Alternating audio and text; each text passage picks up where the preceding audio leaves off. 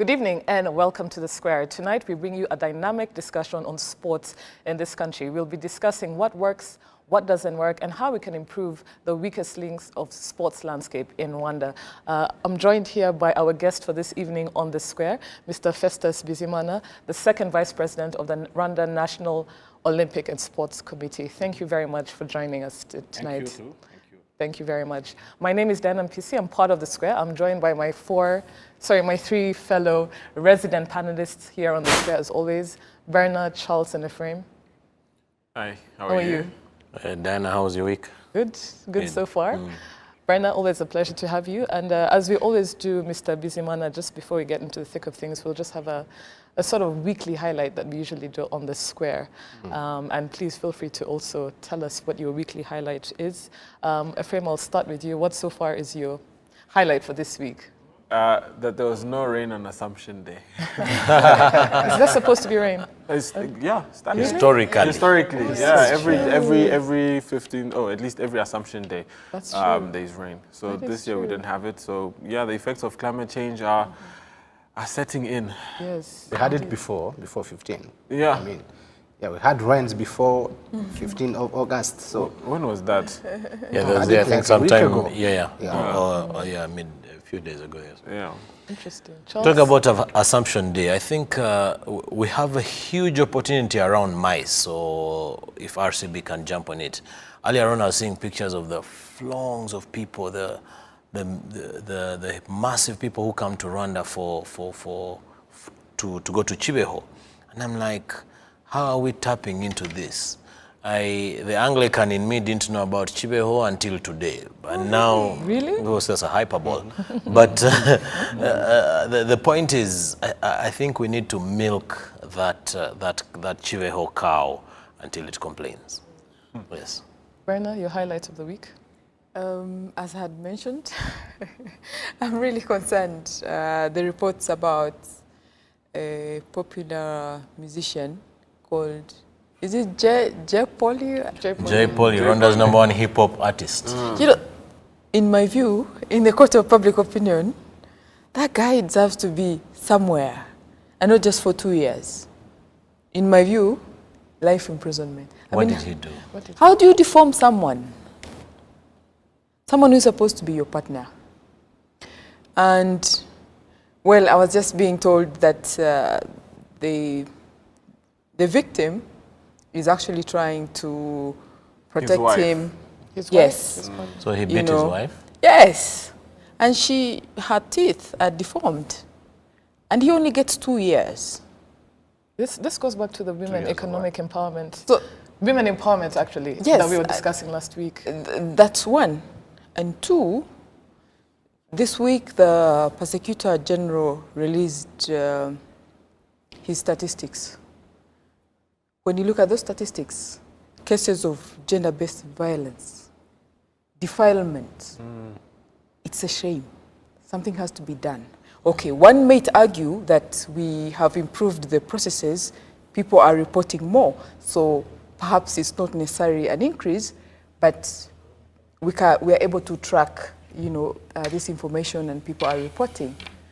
But that the numbers are still high, defilement, rape, it is a problem. It's a big problem that I think something needs to be done. Bizimana, do you want to add your highlight of this week also as well? I spent the whole week at the 12 Rwanda. So That's a highlight, though. You didn't know what was happening elsewhere. I didn't know what was happening elsewhere, but I enjoyed it, and what was more important is that every year there is an improvement.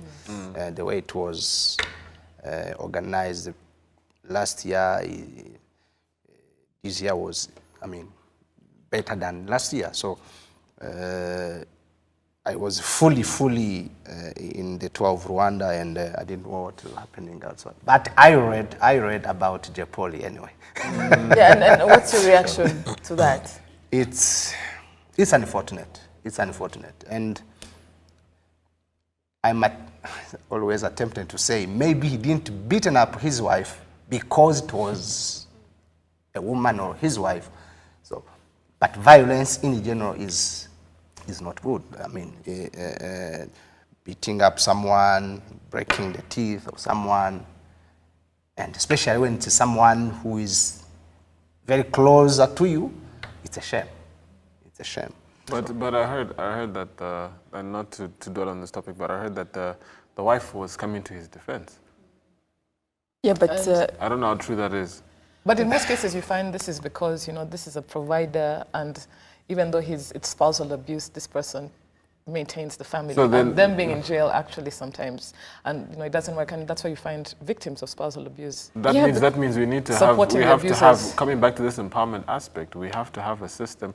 I was having a conversation around our property policy, around this aspect of family, this whole thing of if I'm married and I buy an asset, it's like land, that 50-50 asset ownership between myself and my partner. And I was saying, what happens in a situation where either of the partners are incapacitated or are unable to enable you to access that asset? What then Don't happens? happen anymore, though. It's no longer obligatory. Actually, if you look at the Prosecutor General's report, one of the key issues for family wrangles, a lot of this domestic violence, it is actually, part of it is property issues, So that's for another day. Yeah. Yes, another topic for another day. But those, echoing what you're saying, Bernard, those figures were really alarming. I think we shared it on our social media group, and the child abuse and violence is terrible, and it lifts the wool over our eyes, so to speak, to understand this problem it's really entrenched.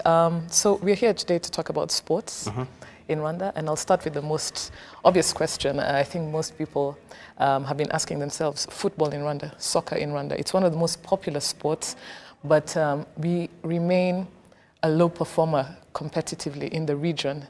And what I want to ask you is, before we move on to other sports, from NOC, as a vice president of NOC, in your expert opinion, what are some of the key reasons for this in general? What is a basic reason as to why soccer and its competitiveness as Rwanda is low, regionally speaking?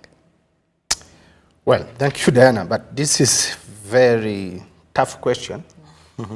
And just jumping in and say, oh, I know why football is not working. I mean,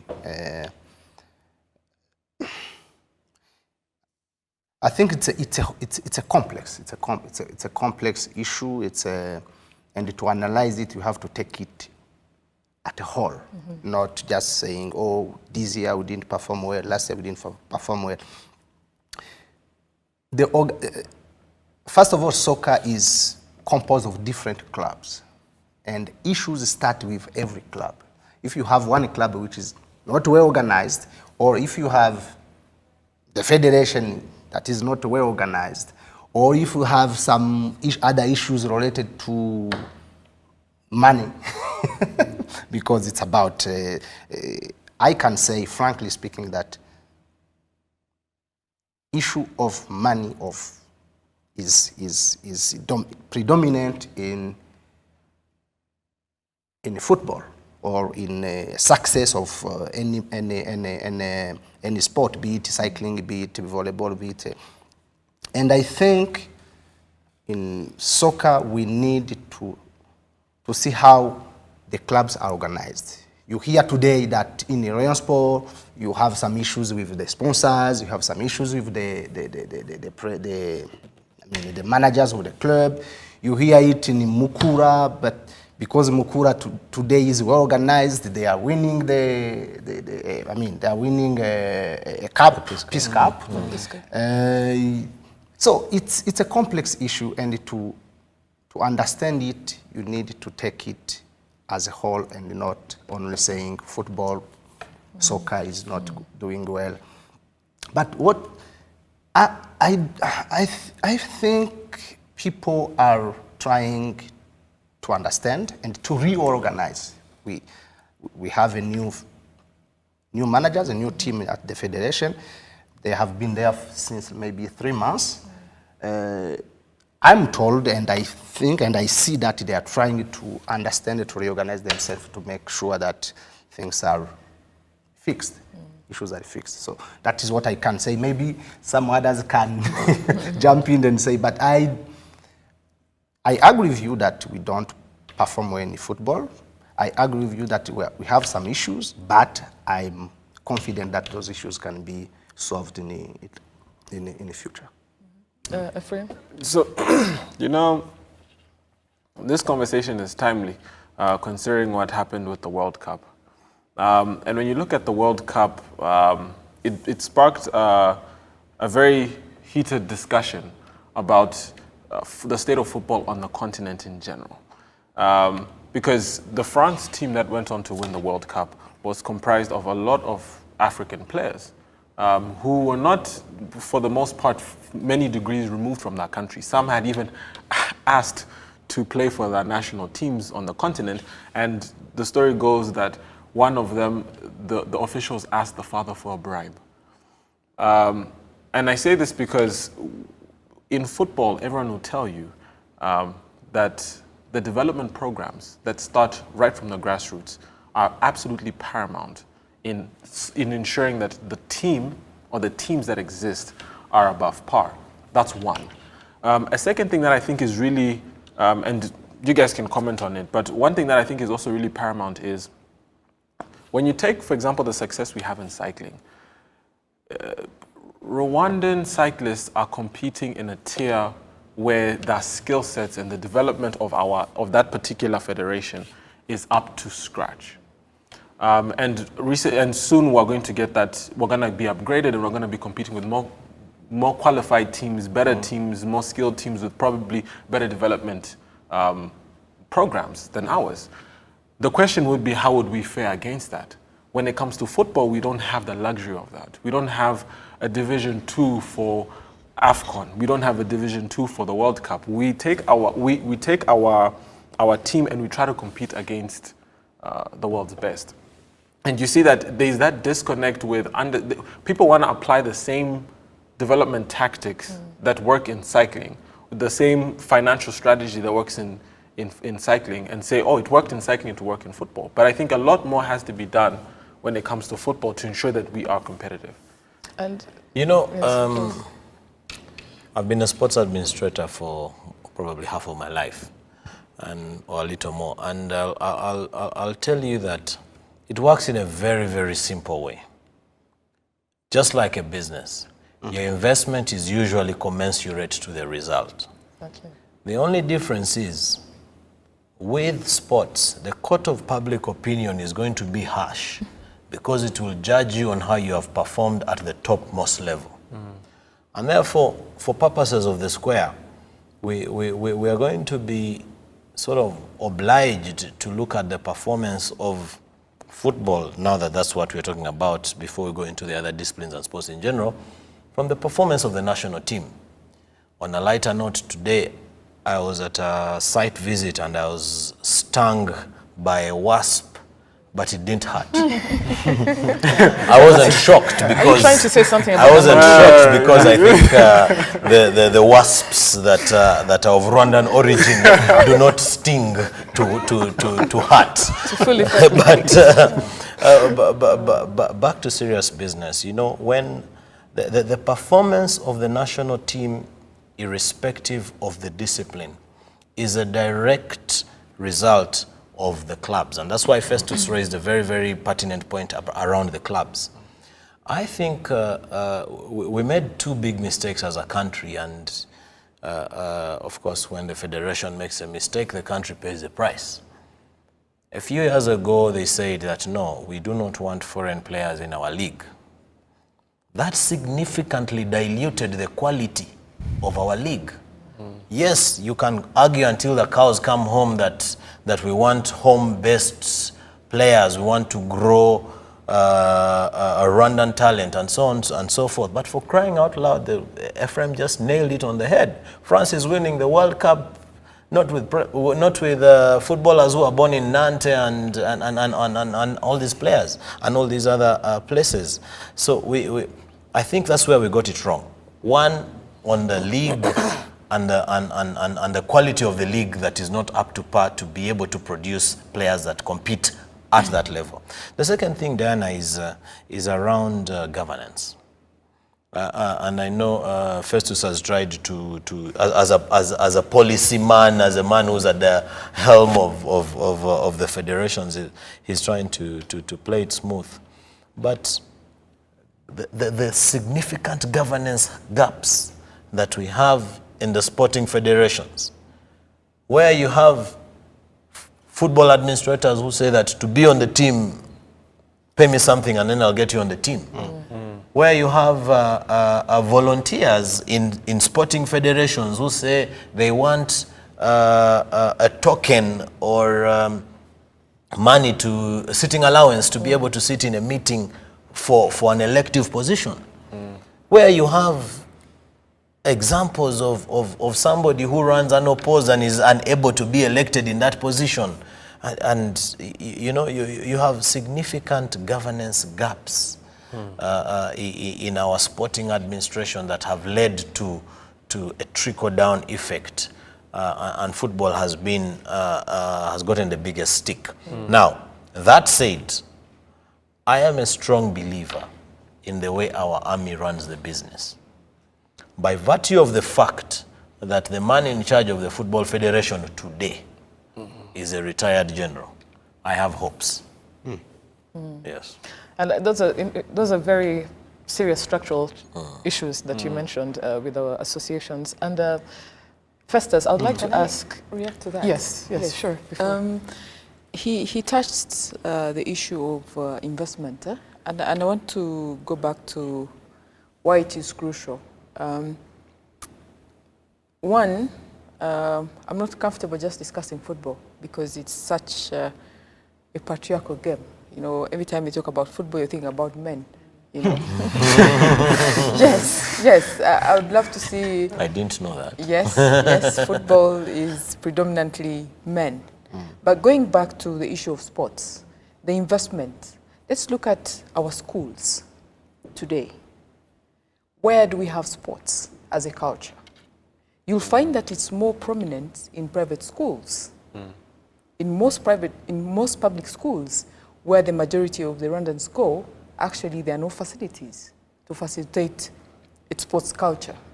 So you tell me where you're going to get players that will go to either football or cycling, whatever it is, if we don't have an original source. And this is going back to the issue that he raised. If you say you don't need foreigners in your leagues, where is the factory for footballers? Where are they being nurtured to eventually qualify to play at the national level? So I think that's one issue that needs to be taken into account. And then two, of course, the issue of gender. We still have a lot of focus on males, whether it is cycling, you know, Tour of Rwanda. I was very surprised. I mean, there's a female team, which the little I know about is sponsored by some Italian organization. They had a sponsorship. Why don't we see more sponsorship for women to do cycling? How do we address that? So as we discuss sports, I think we need to talk about the issue of gender. The gender gap has to be addressed. And Festus, Brenna, I totally agree with you. In connection to what you also said, can you share with us some plans that, I don't know if it's in the pipeline or actually are ongoing in terms of talent acquisition and retention in sports, but specifically football? Do we have football academies? Are we scouting talent in schools? Are we trying to promote, you know, development of this sport starting, as Brenna mentioned, I think from a young age? Yeah, she raised something important on talent detection. Yes. And specifically when she talked about schools, we consider schools in Rwanda, not only public schools, but schools in general, as sort of nurturing of athletes, be it in football, cycling, volleyball, basketball. So when you have, we have schools, every school should have some, pitches or playing ground. Before opening any school, and even education, physical education, I call it physical education, or sport in the school should be emphasized, and the Ministry of Education, the Ministry of Sport should coordinate effort to develop that sport in schools. That's one. And second, I think to develop any sport, you need to have a plan of detecting talent. And you must have another plan how to develop those talent you have detected. And I think that has been a very big issue in some discipline, like in some sport sectors. And someone mentioned the success in the cycling. I think the cycling success is part of it is because of the detection and the development of the management of those detected talent. Another issue, what I know, as someone who is in sport management today, I know that the policy is there in the ministry, in the Olympic Committee, and in different federations.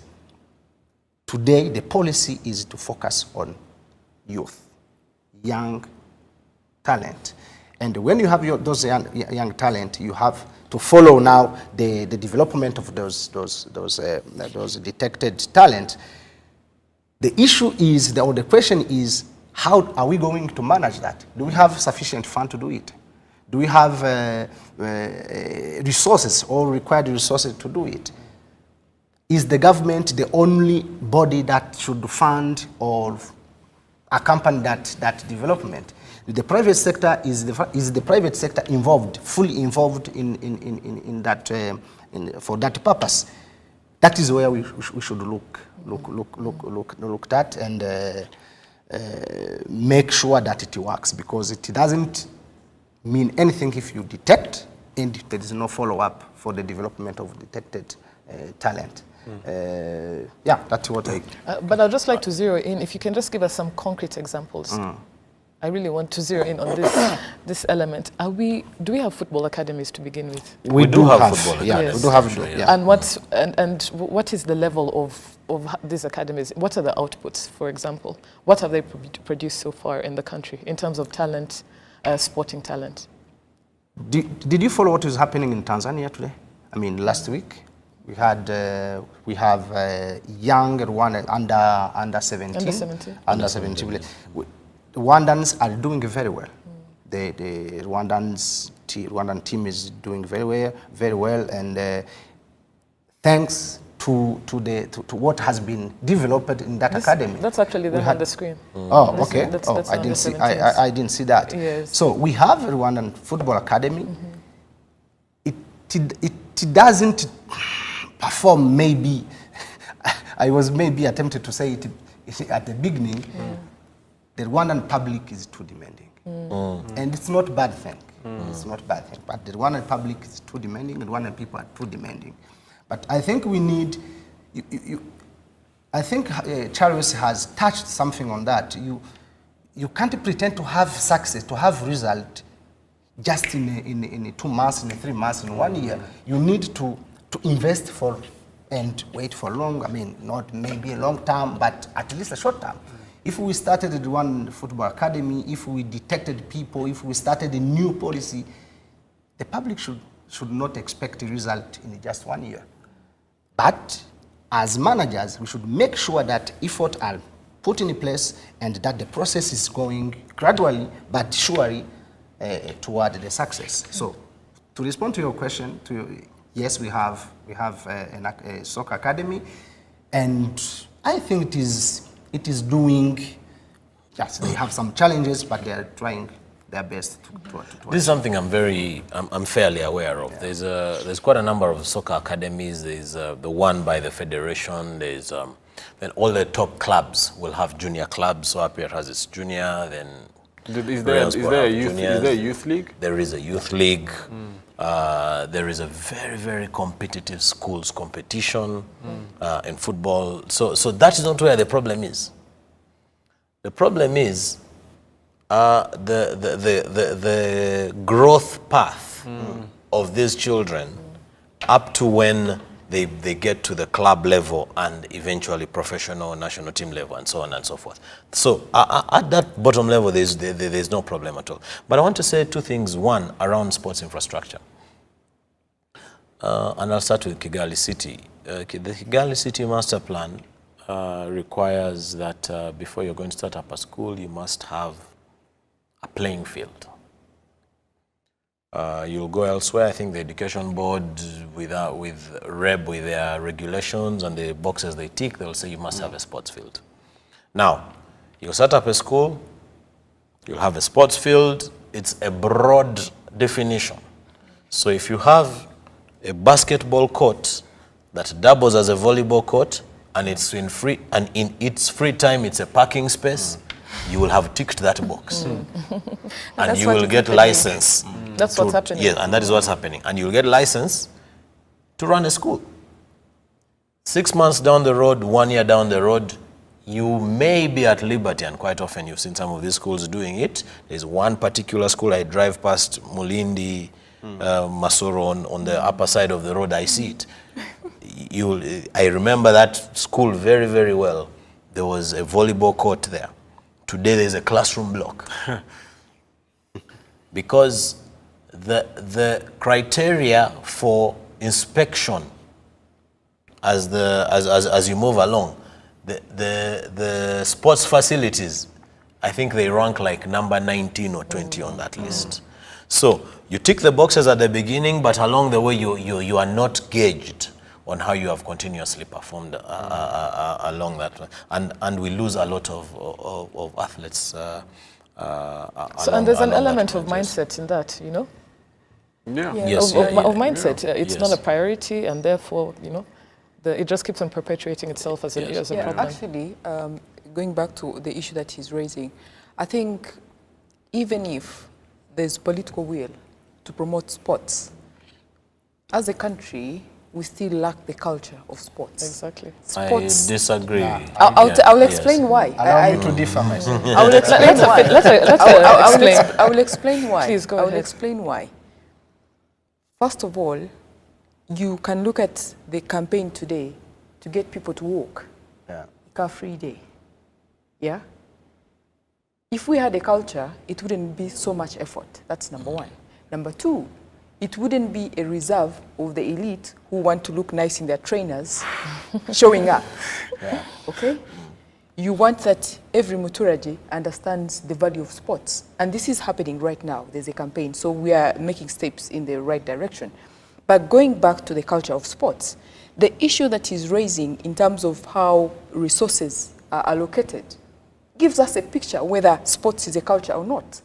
If schools, if the investors can look at the investors in schools, can afford to do away with sports, to say, I will replace a football pitch or a volleyball court with a building, that speaks to the culture. Because in this person's head, the value for physical education is not so much. So you tell me that you have a culture, but then you're not seeing these investments that do not need a policy push.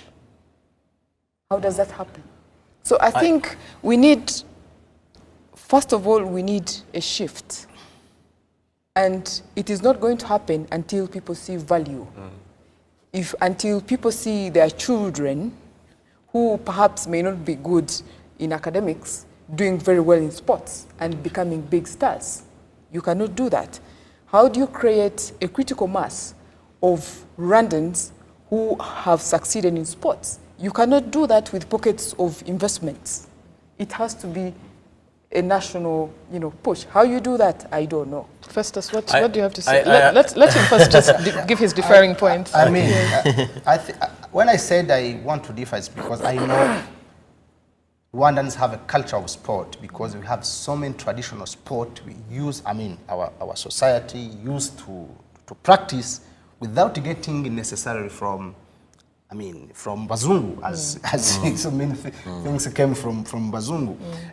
You were mentioning something like high jump. Yes, high jump, 1950. Bukirana, it's a sort traditional of like wrestling. Wrestling, fighting, but... But why did they die So out? what happened? What happened? Yeah. So what happened? What happened? What happens is, I don't know, but the fact is... So it is not there, if it is not happening. It's then the mindset that changed, but the culture is there. Because if you tell, no one is pushing his child to go and play and do sport. It's natural, it just comes, and if a child is playing, you don't push your child to go and play. I see my children playing, but when it comes to the sport of sort of elite sports, going yes. to karate, go to basketball, football. going to football, going to... Football is an elite sport. Yes, it is. It is. Yes, it is. Football Yes, it is an elite sport. Yes, it is. It should not be. No, but it is. I'm saying, I remember us when we would play football, you could put together, you take plastic bags. Maybe that's the issue in Rwanda. We don't have plastic. We guys to make balls. We'll take plastic bags and banana leaf, and you'd make a ball. Yes. And you'd play barefoot anyway. Yeah. Like, I don't understand how that is an elite sport. What makes it elitist, yeah, is that even with your little innovation in a small village, you remain that until some rich club picks you up. But that's everything in life. So in absence of that, to the extent that if you remain with your small ball, plastic, or... But what in life can you remain in that state and not and continue to find comfort in that? I feel like everything in life has to have that progression. And I feel like even when you think of football, coming back to what we're talking about, I was actually registered at the age of 9, Football Association in Botswana. I played football from the time I was in primary school. Then I left primary school. Then in secondary, I got seen. I was playing Saturday football. Again, barefoot. Ephraim, you're the wrong example. I want to drive a point. I want to drive a point. Exactly why we are saying it's elitist. Exactly. I want to drive a point. Please drive your point before I go for the break. What ended up happening was that the football that we played, where even the club that I was playing for, it was such a community engagement. Even the people who were funding it, it was the government funding this league. That you find that anyone who had the ability to play, if they needed support to buy cleats, if they needed support for the uniforms, they found it because the government was supporting it. So it shifted from being an elite sport that anyone could participate in it. Well, I think we could Charles, come back to the definition of elite and mass sport. It could be a very academic term. Yes. But I want to, Bana raised a very, very pertinent point about deliberate government intervention when it comes to supporting sport. And I've always toyed around this idea, and I ask myself, look at the number of sports betting businesses that are littered all over Kigali City and even elsewhere, all over Rwanda. Look at casinos that are in this town. And I ask myself, what if there was a compulsory obligation to get to oblige these guys that a certain percentage of your revenue must go into not corporate social responsibility, but supporting sport. Sport development. Yes. Now today, we're all businessmen. We know that there's a certain percentage of your revenue that's an allowable expense. I think it's 0.007 thereabouts as an allowable expense. What if they woke up today and say, no, it's not going to be that percentage just going to corporate social responsibility in general, but it's going to sport in particular, even if it's a less percentage. So there are many ways of skinning that cat. My biggest concern is that, contrary to what people believe, the government of Rwanda is spending billions so much money. of francs in sport. And that's just, football takes just a piece of the pie, cycling does, cricket does, everybody takes a piece of the pie. But the result, and I think this is one of the times that the Auditor General needs to wake up and say, are we getting value for money from this investment? Yes. Very good point, Charles. Festus will talk a bit more on this before. We're going for a break now. Please stay tuned. We'll be right back after the break.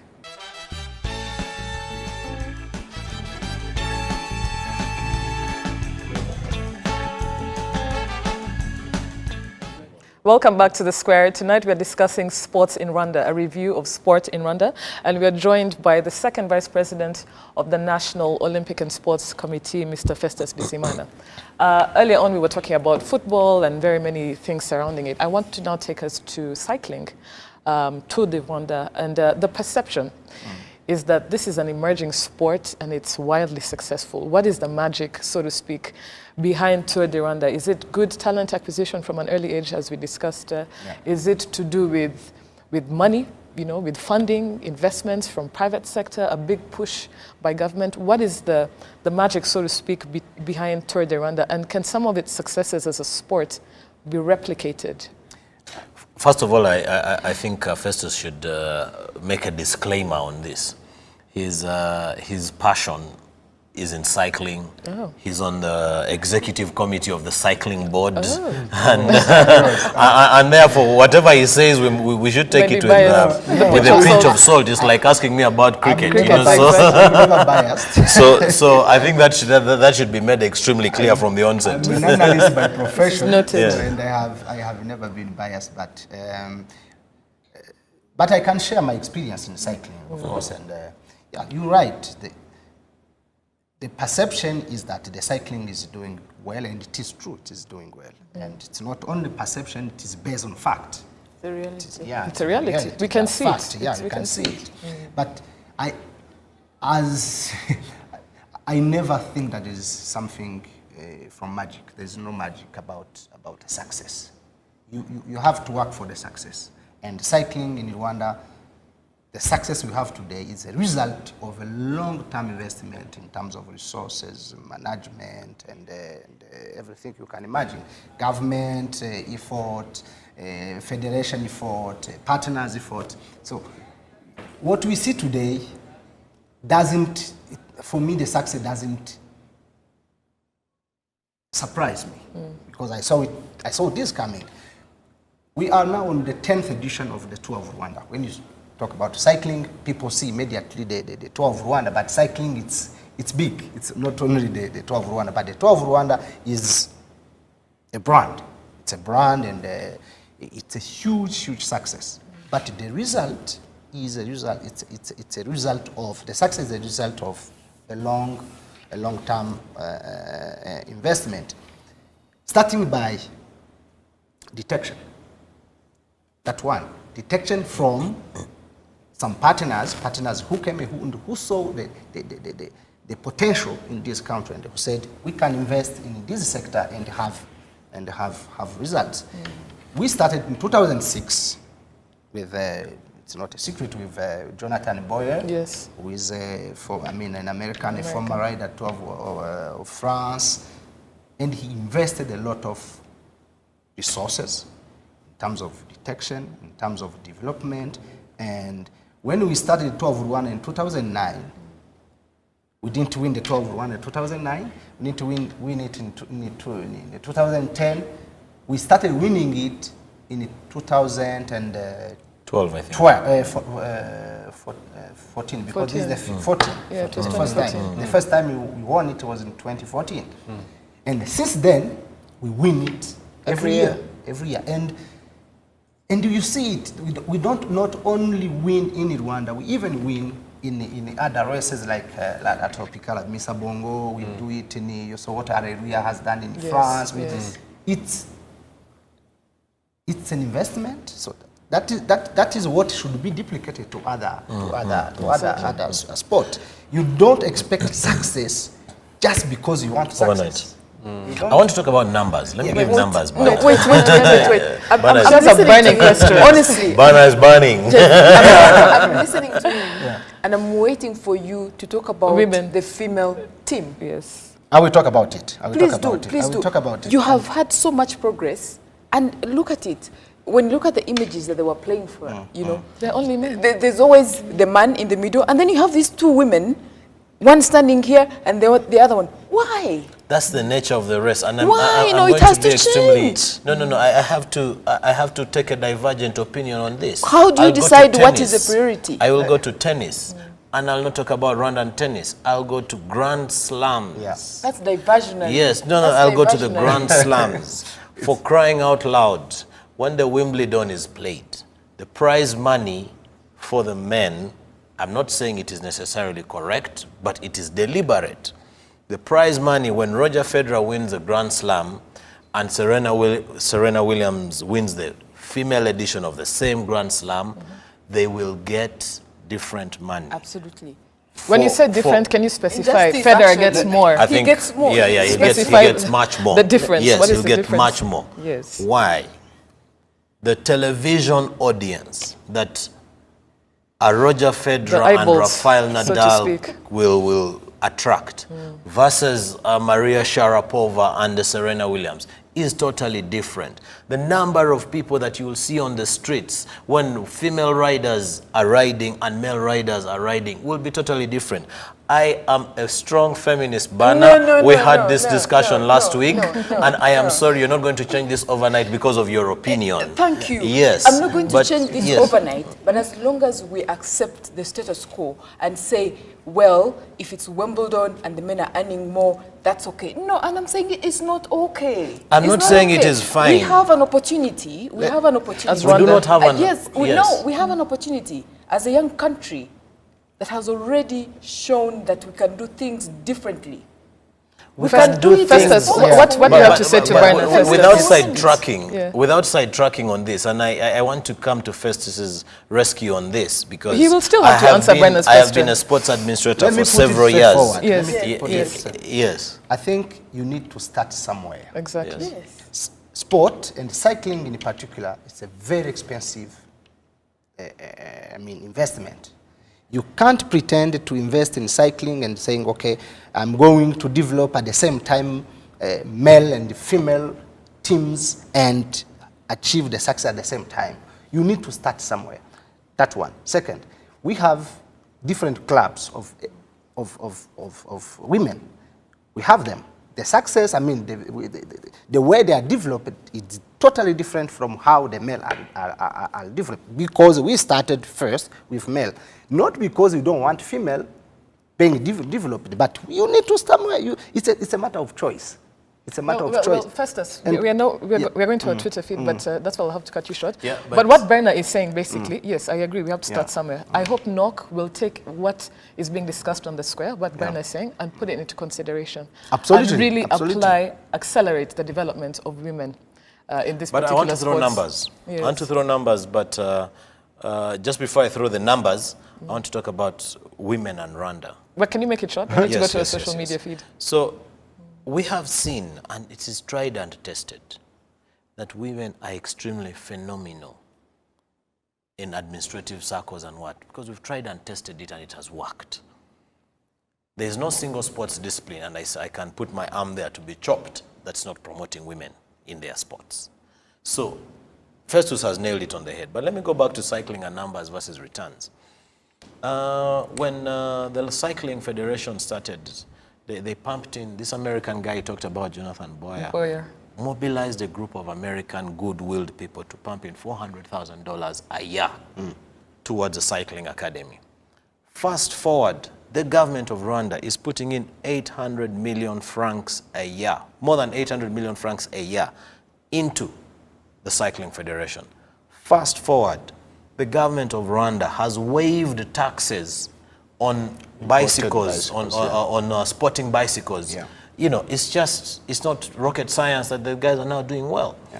So, in terms of what else needs to be replicated, we've seen it. We don't need to reinvent the wheel, just copy and paste. It's working. Exactly. Yeah, it's working, yes. We're now going to a social media feed, and our first tweet is from, I think, from Richard Rogera. And he says, until the day the government works on the infrastructure, quality of stadiums, mediocre and regulated journalists, lack of sponsors, etc., I will keep on watching and supporting my beloved Liverpool on Super Sport. That's his first wow, mistake. that's harsh. That's harsh. He loves Liverpool. That's the first mistake. If I could just comment on that, Yes, please. Especially the role of the media. Yes. I always feel that the media is always consulted at the last minute. They're not actually involved in promotion of sports. To, grow our talent, hype them. because in other countries, what happens, I mean, like if you use the UK as an example, they will, you know, the media will write about a player and you wonder whether this player is the same person that walks on the same, or this person has some special qualities. He's a mini god. Yes, a but that's demigod. because they're working hand in hand with the different sports federations. You know, for information is readily available. They are supporting them. There's, you know, there's investment. In the absence of that, you cannot have professional media that is focused. For instance, if it's cycling, because when I watched cycling, it's the same journalists that cover sports. That doesn't necessarily make them better reporters when it comes to cycling. You know, so I think as a federation, we do train them. We do train them. At least in the cycling, every time we have the tour of Rwanda, we have a session of training how to report on cycling. Because as you say, someone who is a specialist of reporting on, I'm not judging, but a journalist, but I think that someone reporting on football doesn't mean necessarily that he has skills to report on cricket, on cycling. On the cycling, we always organize a session of training for reporters to perform their job. It should be duplicated to other disciplines. Diana, if I may, again, as I warned earlier on, that the moment you got into cycling, you'd probably find it a bit difficult to get Festus out of his comfort zone. But one of the biggest challenges we have had within our sporting circles, and why we will not grow as fast as we expect, is the issue of governance.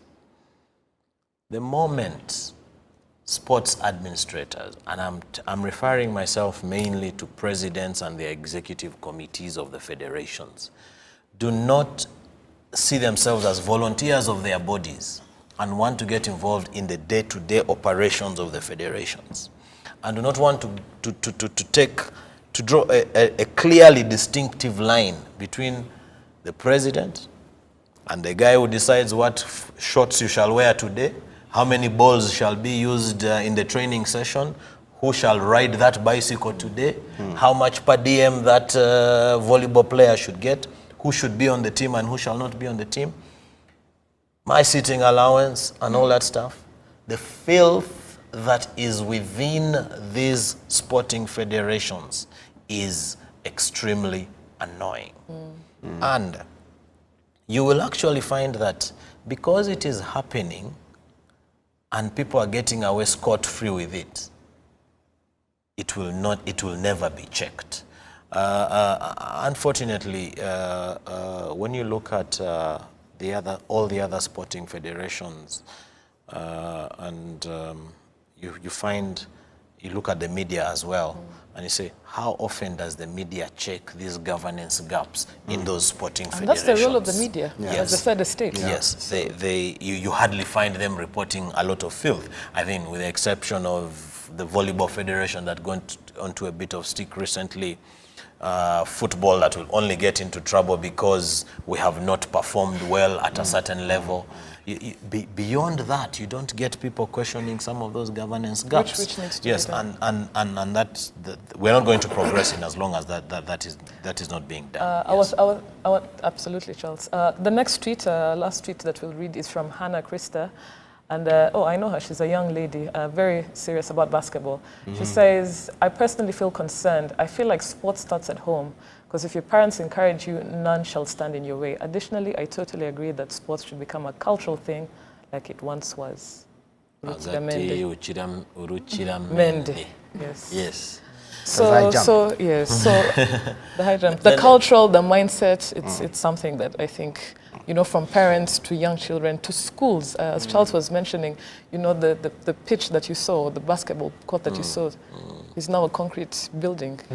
You know, I want to go back to again the issue of I think somebody wrote about infrastructure in sports. Yes. And I will disagree with that tweet, because I know for a fact that the government of Rwanda has invested significant amounts of money in sports infrastructure. You look at the stadium. For example, the Gahanga cricket stadium. The government of Rwanda gave the land for that stadium, and private funds were mobilized for that. But look at the football stadia across when we were hosting Chan the government invested a lot of money. Look at expropriation that has been paid a lot of money in Gahanga for the football and Olympic gymnasiums. You know, I cannot fault the government on that front in as far as... Yeah, and I think even Amahoro is up for an upgrade. Amahoro is up for an upgrade. Yeah. So I cannot fault the government in as far as the investment they have done. I think the biggest issue I have with the government of Rwanda in as far as the sports and the sports implementation is concerned is in the actual doing. Mm-hmm. For instance, you go to the Ministry of Sports today and you have an entire department of sports that is implementing. You have officers who are in charge of storing jerseys. you have a storekeeper of kit. You have a guy who's in charge of national teams. You have a guy who's in charge of putting a CD in the machine to play the national anthem when basketball teams have come from all over the world to play a game. So you have, for lack of a better word, people who can be put to better use. Now, and I'm glad that we are with Festus here, who comes from the National Olympic and Sports Committee. I have always been a strong advocate to say the Ministry of Sports job should be purely policy. Mm-hmm. 2 weeks ago, we were seated in this on the square talking about how FESPAD was poorly delivered because it is being delivered by the ministry. We have had circumstances where wrong national anthems have been played because it's being delivered by people who that's not their job. So we have had situations where seats have been oversold at the stadium because of some of these things. So I am a very strong advocate. Let the Ministry of Sports get away from the implementation of sports and sporting programs. It is not their job. Charles, yes. Let me say that something on that. I think, yeah, you're right. The Ministry of Sport should be the policymaker and not implementers. So implementation should be done by someone else. In some other countries, you have what they call the National Council of Sport. And others, implementation is done by Olympic committees. So I think even here, the ministry is focusing more. That is what I see is the trend is to focus more on policy making and let the federations, the Olympic Committee, implement that policy. I want to add to what you have been saying on facility, on infrastructure. There is what we call now, the government called the 7 years government program. For your information, there is a program now of having a playground, a pitch in every cell, and that has to be realized within that seven-year program of the government. That is something that we have to highlight. And what the government is investing a lot of money in sport. Coming back on the implementation and the policy making, I don't even think that the ministry itself want to go and implement and knowing how cricket is playing tomorrow, shaping the program, blah, blah. We have the policies, they are accompanying the federation, the Olympic Committee in the implementation. They are trying to see, they have to make sure that accountability is done, is correct. If everything is transparent that federation and the other implementers are doing. But as you mentioned, the success that we expect in sport depends first of all on us, on the implementers, the people, the sport administrators. The minister or an official in the ministry should not be accountable of the failure someone in cycling or someone in volleyball did.